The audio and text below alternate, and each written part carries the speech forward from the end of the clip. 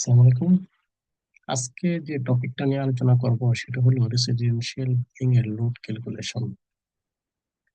Residential building এর load calculation নিয়ে যদি অ্যানালাইসিস করি তাহলে দেখা যাবে, আমরা যদি বিএনপিসির দিকে একটু তাকাই তাহলে বিএনপিসির table number 8.1.17 minimum load density নামে একটা গাইডলাইন দেওয়া আছে। ওকে, এটা রেফারেন্স নাম্বার হলো 1.3.3.3,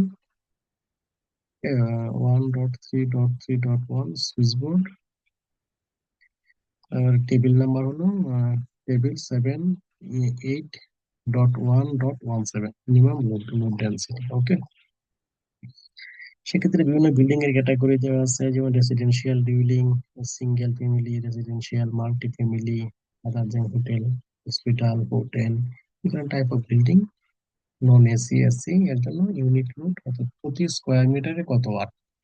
এবার আমি যদি এখন রেসিডেন্সিয়াল বিল্ডিং এর লোড ক্যালকুলেশন করতেছি, রেসিডেন্সিয়াল বিল্ডিং এর আসলে এটা তো এসির মধ্যেই পড়ে। কারণ হলো, যদিও আমরা এখন ইস্যু হলো যে আমরা তো আসলে পুরোটাই এসি থাকবে না, আবার কিছু তো এসি ইউজ হবে, পুরোটা এসি না, আবার কিছুটা এসি এরকম।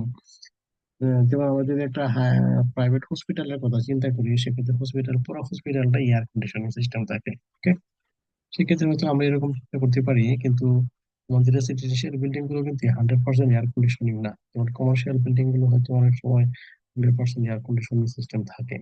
ওকে, তো এই ক্ষেত্রে আমরা আমাদের রেসিডেন্সিয়াল বিল্ডিং গুলো কি কি করবো, সেক্ষেত্রে আমি যে প্রসেসটা ফলো করি সেটা হলো এরকম, যে আমার যে বিল্ডিংটা আছে এই বিল্ডিং এ আমি আমি যে রেসিডেন্সিয়াল বিল্ডিংটা ক্যালকুলেট করতেছি, সেখানে যে কয়টা ফ্লোর আছে বা কয়টা ইউনিট আছে, সবগুলো ইউনিটে আসলে কি কি লোড আছে সেই লোড গুলো আমি সামারাইজ করি।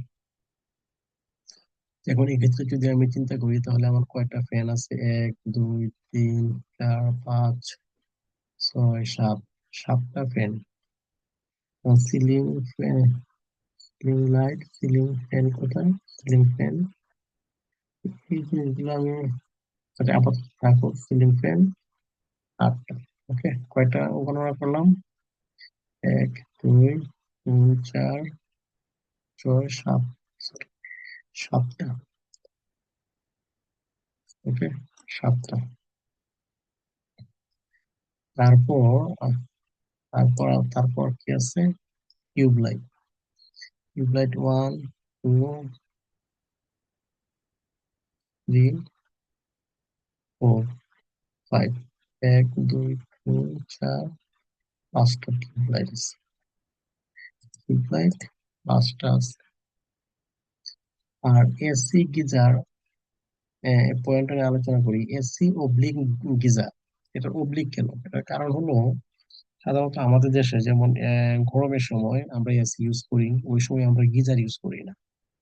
আবার যখন আমরা গিজার ইউজ করি শীতের সময়, তখন কিন্তু আমরা এসি ইউজ করি না। সো আমি যদি এসির জন্য আলাদা লোড ক্যালকুলেট করি, আবার গিজারের জন্য আলাদা লোড ক্যালকুলেট করি, সেক্ষেত্রে দেখা যাবে লোডের পরিমাণ অনেক বেশি হয়ে যাবে এবং সাবস্টেশনের সাইজ অনেক বড় হয়ে যাবে। এখন সাবস্টেশনের সাইজ অনেক বড় হয়ে গেলে সেটার যে শুধু ইনস্টলেশন কস্টই অনেক বেশি হবে তা কিন্তু না, প্রত্যেকটা সাবস্টেশনে একটা লস আছে। ওকে, লোড নো লোড লস আছে। শুধু ইনস্টলেশনের কস্ট তাই না, এখানে কিছু রেগুলার কিছু লস আছে, no load, full load loss. Okay, so আমাদেরকে আসলে অপটিমাম ডিজাইন করতে হবে। শুধু বেশি ডিজাইন করাটাও বুদ্ধিমানের কাজ নয়, আবার আন্ডার ডিজাইন করাটাও বুদ্ধিমানের কাজ নয় আর কি। সেজন্য আমাদেরকে এরকম অপটিমাম ডিজাইন করতে হবে যাতে আমাদের খুব বেশি একটা লস না হয় আমাদের যে অ্যাসেট।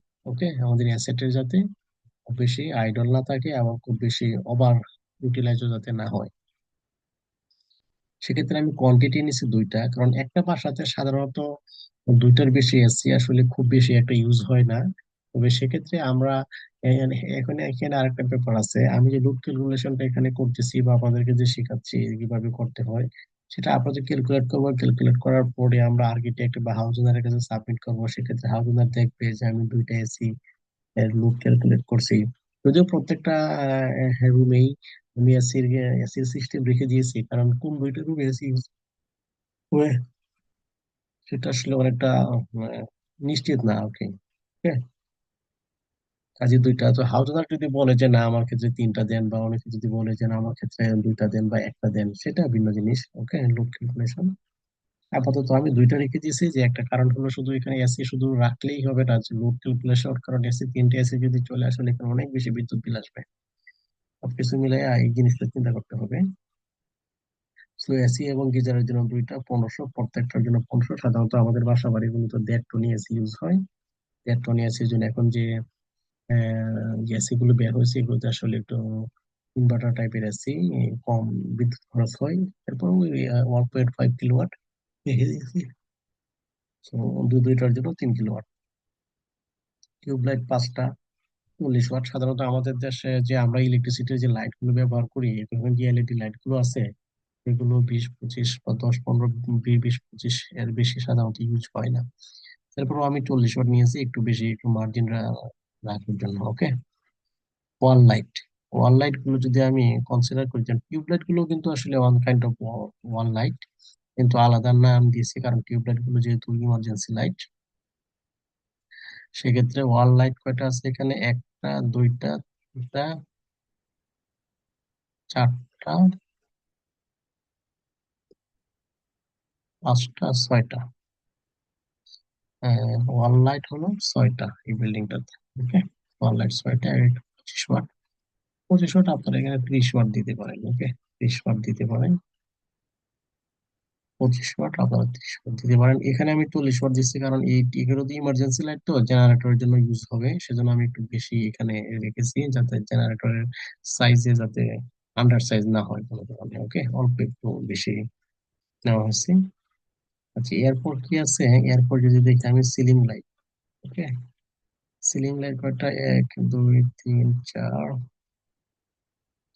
5, 6, 7, 8, 9, 10, 11, 12, 13, 14, 15, 16, 16টাই মতো সিলিং লাইট, 17টা সিলিং লাইট নিয়েছি।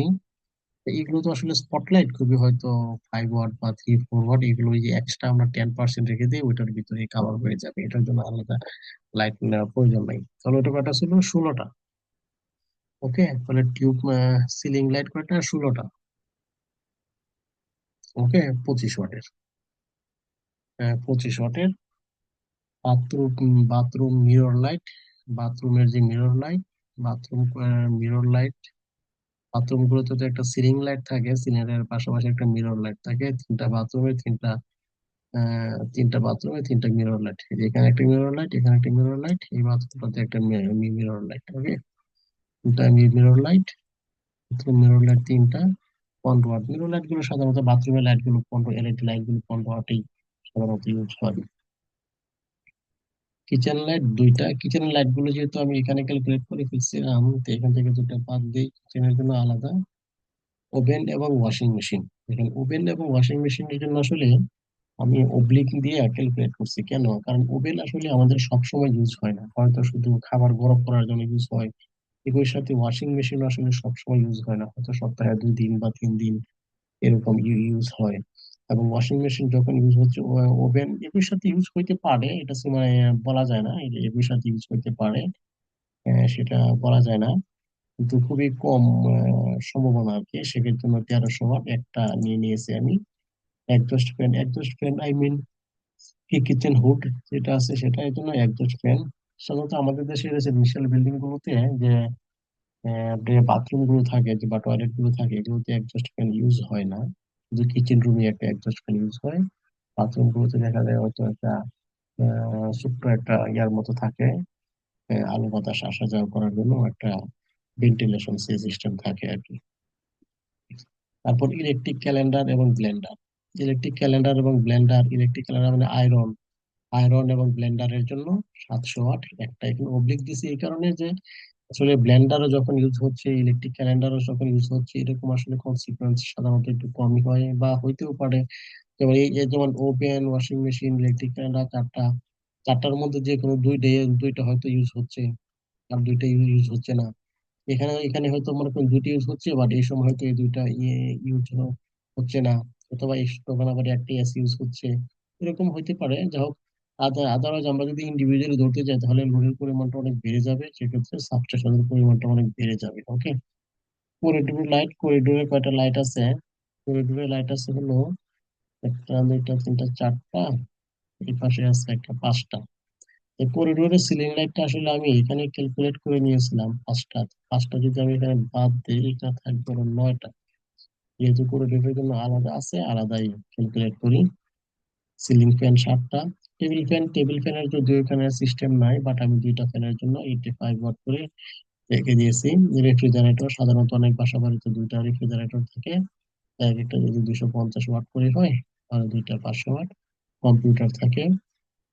সাধারণত কম্পিউটার তো থাকে না, ল্যাপটপ থাকে। ল্যাপটপ হয়তো বাসা বাড়িতে দুইটা ল্যাপটপ হয়তো দুইজনের ইউজ হতে পারে, এরকম।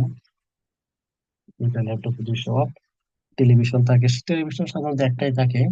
তবে সেক্ষেত্রে আপনারা এবার সাবমিট করবেন, তারপর হাওয়ার যদি বলে যে না আর একটু বেশি লোড রাখার জন্য, সেক্ষেত্রে আপনারা হয়তো আর একটু বেশি লোড রাখবেন। এডিশনাল ওয়াটেজ অফ 500, যে এডিশনাল 500 ওয়াট আমি রেখে দিয়েছি, যেটা আগে আমি বলছিলাম যে এখানে হয়তো একসাথে ইউজ হইতে পারে, আবার না হইতে পারে, এখানে একসাথে ইউজ হইতে পারে, না হইতে পারে, সেজন্য আমি 500 ওয়াট এখানে এক্সট্রা রেখে দিছি, যাতে কোনো সমস্যা না হয়। ওকে, সো আমাদের টোটাল লোড হলো তাহলে কত? 8.29, মানে আই মিন 8.29 কিলোওয়াট, অথবা 8299 ওয়াট। আমি যদি এটা কিলোওয়াটে নিই, 8.2 কিলোওয়াট। আমাদের বিএনবিসি তে একটা ডিমান্ড ফ্যাক্টর বলে একটা কথা আছে, যে ডিমান্ড ফ্যাক্টর বলতে হলো এটা যে সবগুলো লাইট, আমাদের আমাদের বাসায় যে লাইট ফ্যান গুলো থাকে, সবগুলো লাইট কিন্তু আমরা একসাথে ইউজ করি না, বা সবগুলো ফ্যান আমরা একসাথে ইউজ করি না। আই মিন সবগুলো ইকুইপমেন্ট আমরা একসাথে ইউজ করি না। ওকে, 80% ইকুইপমেন্ট, বিএনবিসি তে একটা গাইডলাইন দেওয়া আছে যে 80% ইকুইপমেন্ট আমরা ইউজ করবো। ওকে, 80% এখানে আমাদের একটা লোড ফ্যাক্টর ধরতে হবে। সো 80% যদি লোড ফ্যাক্টর হয়, তাহলে আমার টোটাল এত কিলোওয়াট, 80% ইউজ হয় 6.6 কিলোওয়াট। ওকে, সো এই বিল্ডিংটাতে কয়টা ইউনিট আছে, আমি কয়টা ফ্লোর আছে আমি হিসাব করি। Fifth floor, sixth floor, seventh floor. Seventh floor মানে হলো 7টা ফ্লোর আছে। ওকে, সিক্স, 7টা ফ্লোর আছে। 7টা ফ্লোর আছে, পার্কিং এক্সটেন্ডেড, 7টা ফ্লোর আছে। ওকে, 7টা ফ্লোর, এবং প্রত্যেকটা এক ইউনিটের বাসা, প্রত্যেকটা এক ইউনিটের বাসা। ওকে, এক ইউনিটের বাসা। যেহেতু বাসাটা একটু বড়, এই জন্য লোডের পরিমাণটা একটু বেশি আসছে, সাধারণত 5.5 বা 5 কিলোওয়াটের মতো আসে। যাই হোক, এখানে হলো 7টা ফ্লোর, বা আমরা বলবো 7টা ইউনিট আছে। ওকে, সো এখানে 7টা ইউনিট, আমি যদি এটাকে 7 দ্বারা মাল্টিপ্লাই করি,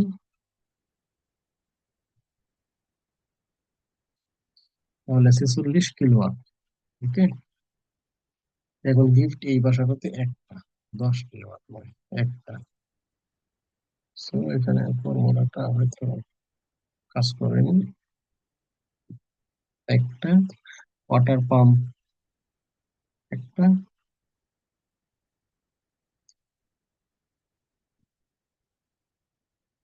তারপর আবার এখানে গ্রাউন্ড ফ্লোর এবং রুফ আছে, যেটা গ্রাউন্ড ফ্লোর পার্কিং এবং রুফ, দুটো মিলে আমি 3 কিলোওয়াটের একটা লামসাম গতি ধরে নিচ্ছি। ওকে, কত হলো টোটাল? 64 কিলোওয়াট। 64 কিলোওয়াটকে যদি আমি ট্রান্সফরমার ইউটিলাইজেশন, আমি যদি ট্রান্সফরমার হিসাব করি, required KPR power factor of 0.9, এবং ট্রান্সফরমারের যে ইউটিলাইজেশন, ট্রান্সফরমার তো আমি 100% লোডে চালাতে পারবো না, কারণ হলো ট্রান্সফরমারের ক্ষেত্রে হলো কিছু লস আছে, ওই লস গুলো আমাকে মেনে নিতে হবে। ওকে, কিছু লস আছে, ওই লস গুলো আমাকে মেনে নিতে হবে। ট্রান্সফরমার যে কিছু load, no load loss, full load loss আছে। সো আমি সেক্ষেত্রে ইউটিলাইজেশনটা 90% হয়, ইউটিলাইজেশনটা আর একটু কম রাখতে পারলে ভালো হয়। বাট দ্য ইস্যু হলো যে বেশি কম রাখতে গেলে আবার ট্রান্সফরমারের সাইজটা অনেক বড় হয়ে যায়, সেক্ষেত্রে দেখা যায় অনেক বেশি নো লোড লস চলে আসে। যাই হোক, আমরা আপাতত 0.9, এবং এখানে 0.9 দ্বারা আমরা যদি ক্যালকুলেট করি তাহলে কত আসে সেটা খেয়াল করি।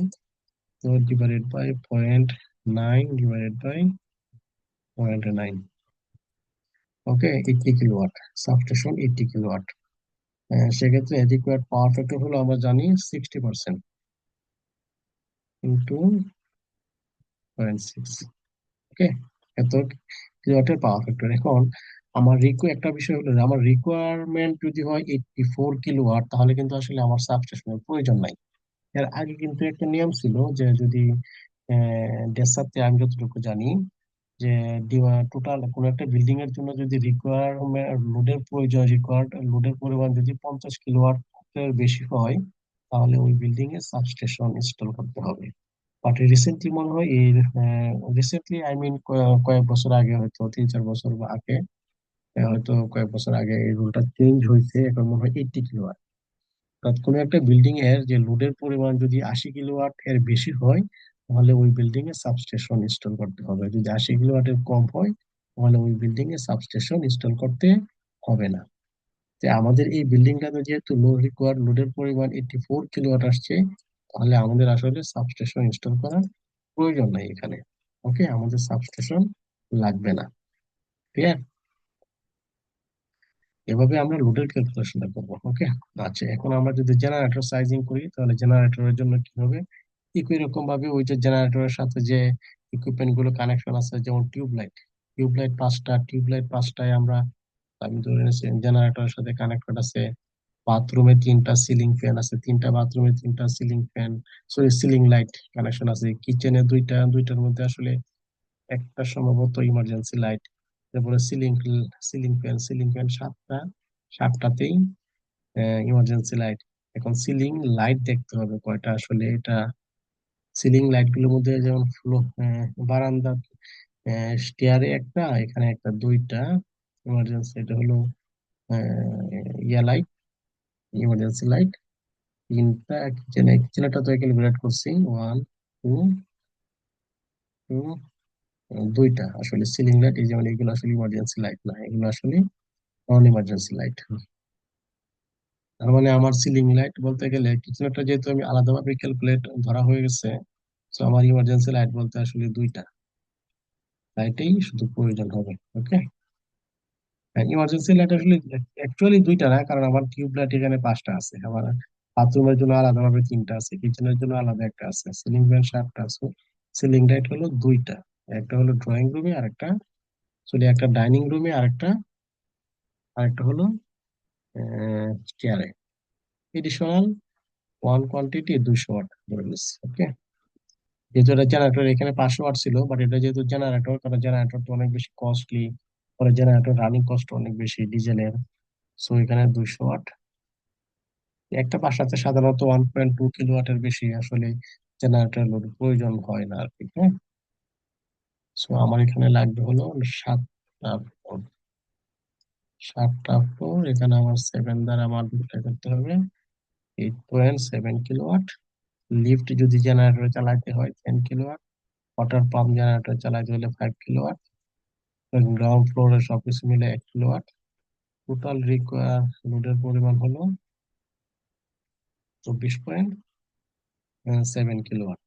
ওকে, so generator capacity in kilowatt 25, 25। Okay, 25। Generator capacity in kVA, kVA তে যদি ক্যালকুলেশন করি, তাহলে সেটা আসে কি 0.5 পাওয়ার ফ্যাক্টর দিয়ে যদি আমি ক্যালকুলেট করি, এত ডিভাইডেড বাই 0.8। জেনারেটরের পাওয়ার ফ্যাক্টর সবসময় 0.8 ধরতে হয়, যেখানে জেনারেটরের মধ্যে মুভিং পার্টস আছে, রোটর স্টেটরের ইস্যু আছে। তো এটা সবসময় ইন্টারন্যাশনাল স্ট্যান্ডার্ড 0.8। এখানে আর একটা selected site of DG in kVA at utilisation factor 7। যেমন ট্রান্সফরমারের জন্য আমি এখানে হিসাব করছিলাম যে ইউটিলাইজেশন ফ্যাক্টর হলো 90%। ওকে, বাট জেনারেটরের ক্ষেত্রে সেটা হলো 70%। 70% কেমনে আসছে এটা? আইএসও তো না, আপনারা শুনছেন, আইএসও নামে ইন্টারন্যাশনাল একটা অর্গানাইজেশন আছে। ওরা এটা ডিফাইন করছে যে জেনারেটর গুলো, কারণ জেনারেটরে কিন্তু ইনরাশ কারেন্ট আছে। ইনরাশ কারেন্ট, যেমন আমি বলি আমার এখানে যে ফ্যানের কিন্তু মোটর, প্রত্যেকটা মোটরেই ইনরাশ কারেন্ট আছে। সেটা পরিমাণে কম হইতে পারে বা মোটরের সাইজ অনুযায়ী ভিন্ন রকম হয়, বাট প্রত্যেকটা মোটরেরই কিছু ইনরাশ কারেন্ট আছে। এবং সাবস্টেশনের ক্ষেত্রে ইনরাশ কারেন্টটা সাপ্লাই দেয় কে? সাবস্টেশনের ক্ষেত্রে ইনরাশ কারেন্টটা ওই গ্রিডের যে শর্ট সার্কিট ক্যাপাসিটি ওইখান থেকে আসে। ওইখানে তো অনেক জেনারেটর কানেকশন থাকে, জেনারেটরের মোমেন্ট অফ ইনার্শিয়া, এগুলো তো অনেক বড় বড় জেনারেটর থাকে, জেনারেটর মোমেন্ট অফ ইনার্শিয়া এগুলো থেকে আসে। কিন্তু এখানে যে সোর্স জেনারেটর, এই জেনারেটরটা আসলে অনেক ছোট। এই জেনারেটর গুলোতে তো আসলে মোমেন্ট অফ ইনার্শিয়া খুব বেশি নাই।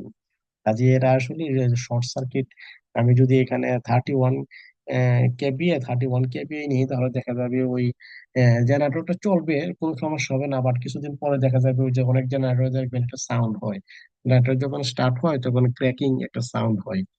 ওই সাউন্ডটা কেন হয়? কারণ হলো ওই যে যখন ওই ইনডাস্ট ক্যালকুলেশন, ইউটিলাইজেশন ফ্যাক্টরটা যদি ওই যে 100% ধরা হয়, তাহলে ওই যে ইনডাস্ট্রিয়াল যে কারেন্টটা থাকে ওইটা আসলে জেনারেটর তো উৎপাদন করে কারেন্ট। আর এটা একটা জেনারেটর থেকে যে ইলেকট্রিসিটি উৎপাদন হয় সেটা একটা ইঞ্জিনের মাধ্যমে ফ্লাক্স আর এটা স্টুডেন্টের একটা কম্বিনেশন থেকে আসে। সো এখানে যে কাজের জেনারেটরের ইউটিলাইজেশনটা ওই ইনডাস্ট কারেন্টের কারণে আইএসও একটা ডিফাইন করে দিয়েছে যে 70%। সো আমরা যদি এটার 70% নিই তাহলে কত হবে এটা? সরি, এত ডিভাইডেড বাই 0.7, অর্থাৎ 44। তার মানে আমরা এখানে আসলে 50 কেবিএ এর একটা জেনারেটর ইউজ করতে পারি। ওকে, 50 কেবিএ এর একটা জেনারেটর ইউজ করতে পারি। আশা করি এই লোড ক্যালকুলেশনটা আপনারা বুঝতে পেরেছেন। ওকে, এরপরও যদি কোনো কোয়েশ্চেন বা কোনো কনফিউশন থাকে আমার সাথে যোগাযোগ করবেন, আমি সহযোগিতা করার চেষ্টা করবো ইনশাল্লাহ। একটা বিষয় নিয়ে একটু আলোচনা করি, সেটা হলো আমরা যখন কোনো একটা রেসিডেন্সিয়াল বিল্ডিং, আমার এই প্রজেক্টটা হলো কিন্তু কিসের, রেসিডেন্সিয়াল বিল্ডিং। ওকে, রেসিডেন্সিয়াল বিল্ডিং এ আসলে কি কি ইকুইপমেন্ট থাকে? রেসিডেন্সিয়াল বিল্ডিং এ অলরেডি আমরা জেনে গেছি যে fan, light, switch, socket, geyser, air conditioning system, এই ইকুইপমেন্ট গুলো থাকে। ওকে, আর রেসিডেন্সিয়াল বিল্ডিং তো একটা রেসিডেন্সিয়াল বিল্ডিং এ থাকে, তাই না? যেমন এই ফ্লোরের যে ফ্ল্যাটের সাইজ, এই ফ্ল্যাটের সাইজ কখনো এক্সটেন্ড হওয়ার কোনো সম্ভাবনা নাই, এটা একটা ফিক্সড সাইজ। ওকে, সো কাজে রেসিডেন্সিয়াল বিল্ডিং এর কেবল ক্যালকুলেশন করাটা একটু সহজ। এরা কমার্শিয়াল বিল্ডিং এও কেবলের সাইজ ক্যালকুলেশন করাটা সহজ, বাট যদি কোনো ইন্ডাস্ট্রি হয় তখন কেবল ক্যালকুলেশনের সাইজটা একটু ডিফিকাল্ট হয়, বিশেষ করে সাবস্টেশনের কেবল ক্যালকুলেশন সাইজটা একটু ডিফিকাল্ট হয়, সাবস্টেশনের সাইজ যদি অনেক বড় হয়। তো সেটা যখন আমি সাবস্টেশন নিয়ে অ্যানালাইসিস করব, তখন সাবস্টেশনের ওই কেবল ক্যালকুলেশন কিভাবে করতে হয় সেটা আমি বিস্তারিত আলোচনা করব। তবে আজকে শুধু আমি রেসিডেন্সিয়াল বিল্ডিং এর কেবল ক্যালকুলেশনটা নিয়ে আলোচনা করব। যেমন আমরা যদি আমাদের বিএনবিসি তে গাইডলাইনে খেয়াল করি, তাহলে 1.5 mm²,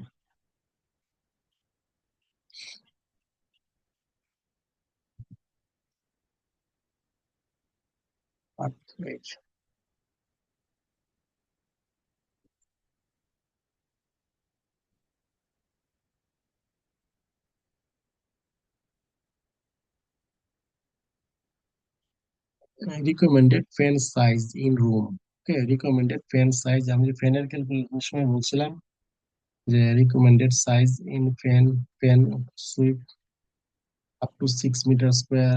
আমরা যখন বিএনবিসি নিয়ে আরো একটু আলোচনা করবো, তখন যে আমি যেটা বলছিলাম যে একটা ফ্যান থেকে আরেকটা ফ্যানের distance 3 metre.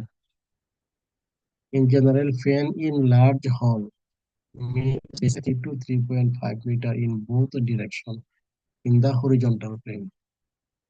Space at 3 to 3.5 meter. Fans in large হল মে বি স্পেস, অর্থাৎ স্পেস মানে একটা ফ্যান থেকে আরেকটা ফ্যানের দূরত্ব, সেটা 3 বা 3.5 মিটার হইতে পারে। ওকে, 3.5 মিটার হইতে পারে, এখানে বলে দেওয়া আছে। আর আমরা যদি ওই ফ্লোর থেকে সিলিং ফ্লোর, ওই যে 8.1 give the recommended area of serve, height হবে, ধর the height of fan blade at 2.5 metre, অর্থাৎ আমাদের যে ground floor, finish floor level, অর্থাৎ আমরা যে বাসাটায় থাকি ওই বাসার যে ফ্লোর, ওই ফ্লোর থেকে ফ্যানটা 2.5 মিটার হাইটে থাকতে হবে, অর্থাৎ যাতে আমাদের টাচ করতে না পারে, আমরা ফ্লোরে দাঁড়ায় যাতে ফ্যান কোনোভাবে টাচ না হয়, যেন 2.5 এম থাকতে হয়।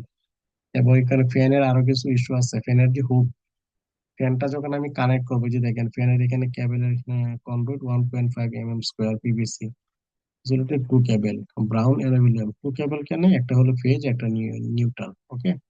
এবং এখানে আবার বলে দেওয়া আছে যে ফ্যানের যে এমএস রড, সেই এমএস রডটা 12 mm² হইতে হবে, এবং অ্যাটলিস্ট এত অন বোথ সাইড।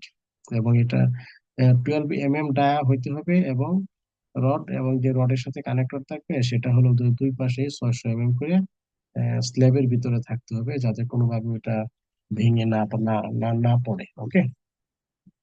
তো আমি বিএনপিসি নিয়ে নেক্সট একটা লেকচারে বিস্তারিত আলোচনা করবো আরো।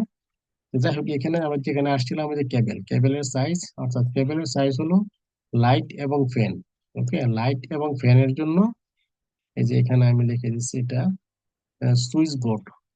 লাইট এবং ফ্যান গুলো কোথায় কানেকশন থাকে, এই যে লাইট, লাইট এবং ফ্যান গুলো আমরা এর আগের লেকচার গুলোতে দেখছি কেবলের মাধ্যমে সুইচ থেকে লাইট এবং ফ্যানে আসে। ওকে, সুইচ অন করলে লাইট জ্বলবে এবং ফ্যান ঘুরতে থাকবে। ওকে।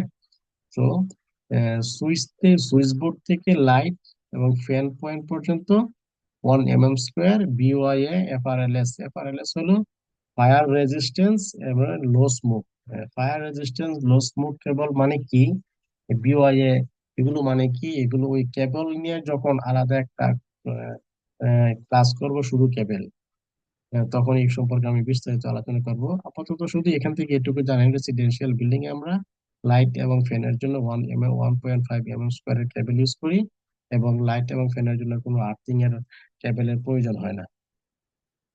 বাট এসডিবি থেকে এসসি এবং গিজার সকেটে আমরা 4 mm² কেবল ইউজ করি, আর একই সাথে আর্থিং এর একটা কেবল ইউজ করতে হয়। আমরা কিন্তু ওই যে কম্পিউট ক্যালকুলেশনের সময় আমরা চারবার কিন্তু এটা দেখছি যে এসি এর জন্য তিনটা কেবল লাগে, একটা ফেজ একটা নিউট্রাল একটা আর্থিং। একই রকম ভাবে এসডিবি থেকে সুইচ বোর্ড এবং সকেটে 2.5 mm² এবং আর্থিং 2.5 mm²। 2.5 mm² হলো মিনিমাম আর্থিং কেবল। এটা আমরা ইউজ করি একটা সকেটের জন্য, একটা ফেজ একটা নিউট্রাল একটা আর্থিং। আর আমরা যে সকেট গুলো ইউজ করছি, এক্ষেত্রে আপনাদের একটু কনফিউশন আসতে পারে যে আমি কিন্তু পাঁচটা ক্যালকুলেট করছি। পাঁচটা কেন? কারণ এই সুইচ গুলো আসলে 2 in 1, অর্থাৎ একের ভিতর দুই। ওকে, একের ভিতর দুই, দুইটা আসবে ম্যাগনেটিক কন্ডাক্টর, আর দুইটা হইয়া আর দুইটা আসবে সরাসরি পিডিবি থেকে চলে আসবে। ওকে, তার মানে হলো কয়টা, চারটা, আর একটা হলো আর্থিং, পাঁচটা। ওকে, আর সাইজ হলো 2.5 2.5। আচ্ছা, এখন আবার আমাদের যে জেনারেটর, আমরা যে জেনারেটরটা ইউজ করবো, সেই জেনারেটরে এমডিবি থেকে আমার কিছু পাওয়ার আসতে হবে। তো জেনারেটরের যে এমডিবিটা থাকবে, সেই এমডিবি থেকে মিটারের মাধ্যমে প্রত্যেকটা কানেকশন আসবে। এবং এই কানেকশনটা কিভাবে আসবে সেটা আমি আমার নেক্সট লেকচারে আসবে ইনশাল্লাহ। নেক্সট লেকচারে আমি বিস্তারিত দেখাবো ইনশাল্লাহ। তো যাই হোক, ডিজি থেকে যে পাওয়ারটা আসবে এসডিবি তে, সেটা হলো 4 mm²। কেন 4 mm²? কারণ ডিজি থেকে যে পাওয়ারটা আসবে সেটার জন্য আমার হলো লোড কত, আমাদের যে ফ্ল্যাটে আসবে 1.25, যেমন লিফটে আসবে 10 kW, ওয়াটার পাম্পে আসবে সেটা ভিন্ন কথা। আমার আমার ফ্ল্যাটে কত আসবে, আমার ফ্ল্যাটে আসবে 1.25 kW। 1.25 kW আমি যদি এখানে 4 mm² কেবল ইউজ করি, 4 mm² কেবল 24-25 ওয়াট পর্যন্ত কারেন্ট ক্যারি করতে পারে। ওকে, 2.5 mm² কেবল সম্ভবত 20-22 এম্পিয়ারের মতো কারেন্ট ক্যারি করতে পারে। কোন একটা লেকচারে মনে হয় এর আগে আমি বলছিলাম যে 2.5 mm² কেবল 28 এম্পিয়ার। এটা 28 এম্পিয়ার আসলে 4 mm² কেবল। এটা আমরা ওই যে আমরা যে কেবল গুলো ইউজ করবো, সেই কেবলের যে ক্যাটালগ গুলো আছে, সেই ক্যাটালগ থেকে আমরা এগুলো দেখে নিব। ওকে, তাহলে আমাদের আসলে ভুল হওয়ার সম্ভাবনা নেই। অনুমান করে না বলে আমরা ওই কেবল ক্যাটালগ থেকে দেখে পরে বলবো। তারপর এইচডিবি টু সেকেন্ড এইচডিবি, যে অনেক সময় আমরা দুইটা এইচডিবি ইউজ করি।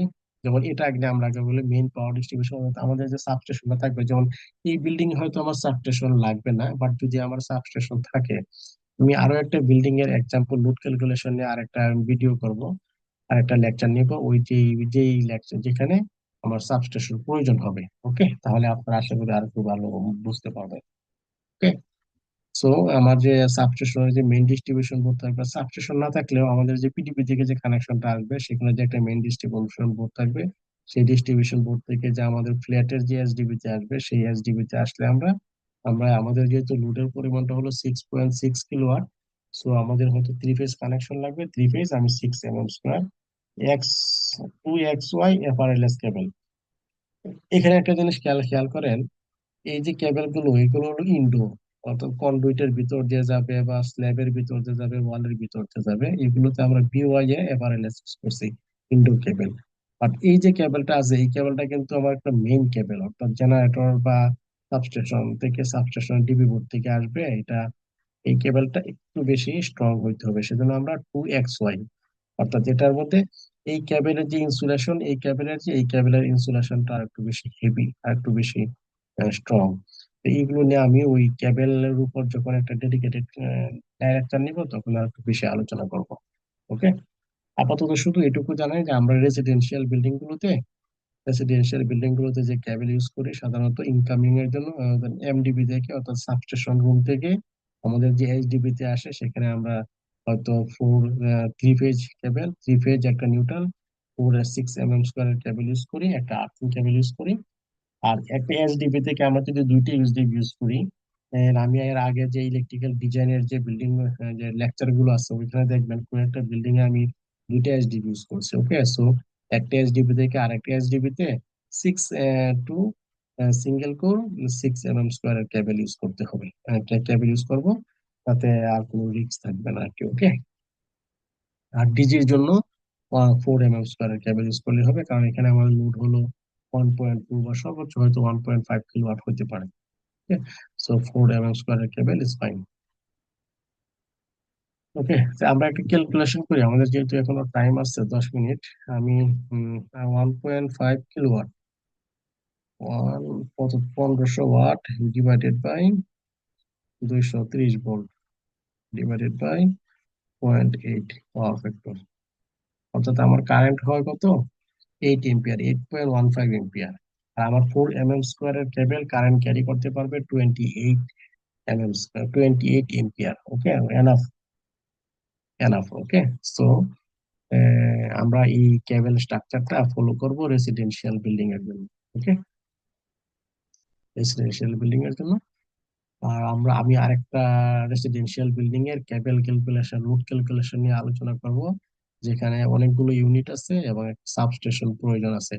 আমি মূলত দুইটা সাবস্টেশন নিয়ে লেকচার দিব, একটা হলো রেসিডেন্সিয়াল বিল্ডিং এর জন্য যে আমরা 250 কিলো, 250 কেভিএ অথবা 330 কেভিএ একটা সাবস্টেশন নিয়ে আলোচনা করব।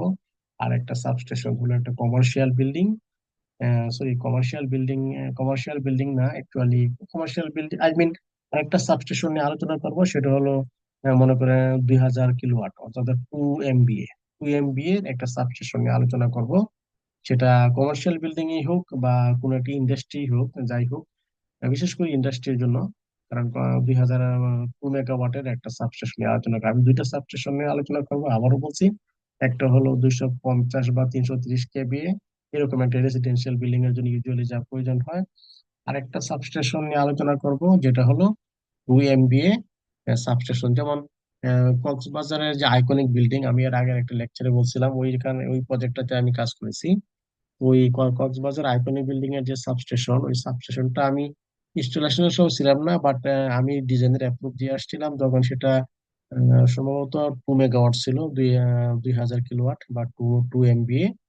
সো আইকনিক বিল্ডিংটা কিন্তু একটা commercial. Okay, so commercial building যদি অনেক বড় হয় সাইজে, সেক্ষেত্রে হয়তো এরকম 2 MVA বা 1.5 MVA এর সাবস্টেশন প্রয়োজন হইতে পারে। ওকে, যাই হোক, আমার মূল ইয়াটা হলো যে আমি 2 MVA এর বা 1.5 MVA, 2 MVA এর একটা সাবস্টেশনের ডিজাইন কিভাবে করতে হয় সেটা নিয়ে কমপ্লিট একটা ডিজাইন আপনাদের সামনে প্লেস লেকচার আপনাদের সামনে করে দেখা করবো আর কি, যাতে আপনারা বুঝতে পারেন। আমি একদম প্র্যাকটিক্যালি, আপনারা তো আমার যে লেকচার গুলো এখন পর্যন্ত করেছি সবগুলো লেকচার দেখছেন, আমি সাধারণত কোনো স্লাইড খুব কম স্লাইড দেখাই না, বরং আমি ওই সরাসরি প্র্যাকটিক্যালি কিভাবে করতে হয় ক্যালকুলেশন, এভাবে আমি করে দেখাই প্র্যাকটিক্যালি, যাতে আপনারা সহজে শিখতে পারেন। কারণ স্লাইড থেকে শেখা আর আমি এখন যেভাবে শেখাচ্ছি, আমার কাছে মনে হচ্ছে আর কি যে একটু অনেক বেশি ফ্রুটফুল হবে। এখন আপনারা কি ফিডব্যাক দেন সেটা আসলে তো আপনাদের বিষয়। তো আমি চেষ্টা করতেছি আর কি আমার পক্ষ থেকে বেস্ট এফোর্ট দেওয়ার জন্য। বাকিটা আল্লাহ ভরসা, দেখা যাক কি হয়। যদি কোনো কমেন্টস থাকে আমার সাথে শেয়ার করবেন, আমি কোর্স গুলো সেভাবে আরো আপডেট করব, আরো মডিফাই করব, যাতে আপনারা কিছু শিখতে পারেন। ওকে, ভালো থাকেন সবাই, এই কামনায়। আসসালামু আলাইকুম রহমতুল্লাহ বারকাতুহু।